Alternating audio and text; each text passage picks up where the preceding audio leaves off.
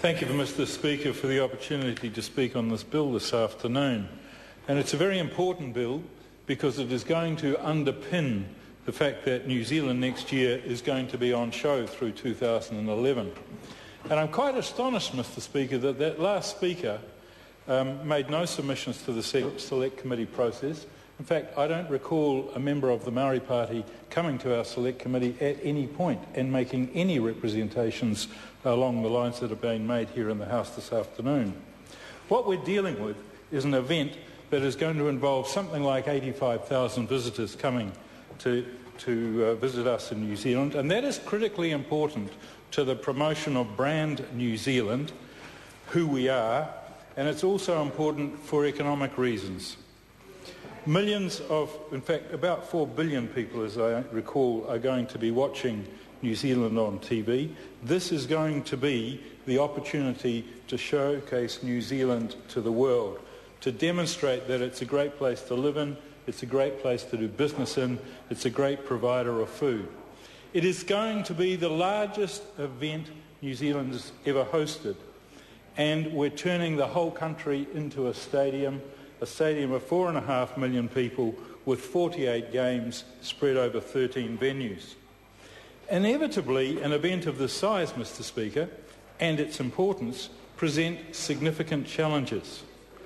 Anybody in this community who's actually tried to do something will realise that there are rules that kill initiatives. For example, Mr. Mallard sought a reason or an example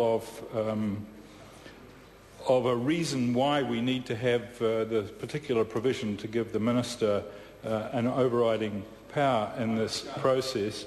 And I would like to give an example from my electorate, and particularly the southern end through the South Wairarapa District Council.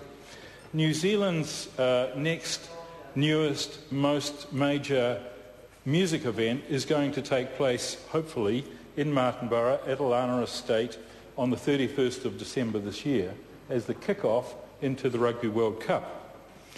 By July, negotiations had taken place between the concert organisers and the South Wairarapa District Council, and whether or not there was a miscommunication, I'm not in a position to judge, but I can say to this Parliament that something like 12,500 tickets were sold at an average price of $350 each for a concert, and then the whole event got ankle-tapped by the South Wairarapa District Council, who said, no, this concert can't proceed, it needs a resource consent. Now, as I said, whether or not there was miscommunication, I don't know, but the consequences of this decision, and it's all spelled out in about a month ago in the Dominion, where an employee of the South Wairarapa District Council was publicly saying, I'm going to try and stop this process from happening, rather than how can I help this economic activity happen.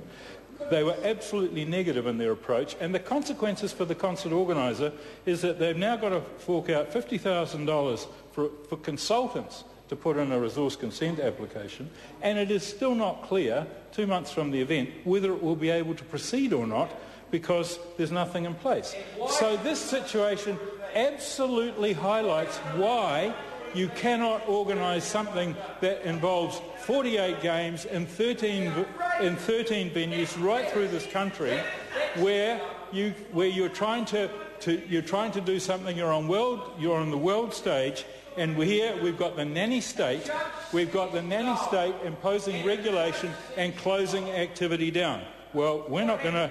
Our Select Committee recognised this, and you were at our committee, Mr. Mallard. Our committee recognised this, and it came up with some significant recommendations.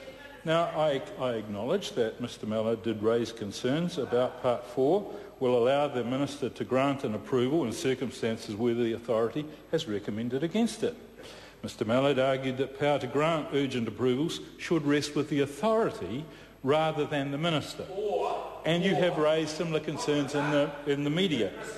Now, the power of the Minister to grant urgent approval under Part 4 requires a recommendation from the authority, although the Minister is not required to act in accordance with that recommendation, before granting approval, the Minister must also consult with the Minister for Economic Development, yes, Mr Brownlee, and he must also consult with the Minister with a relevant portfolio responsibility.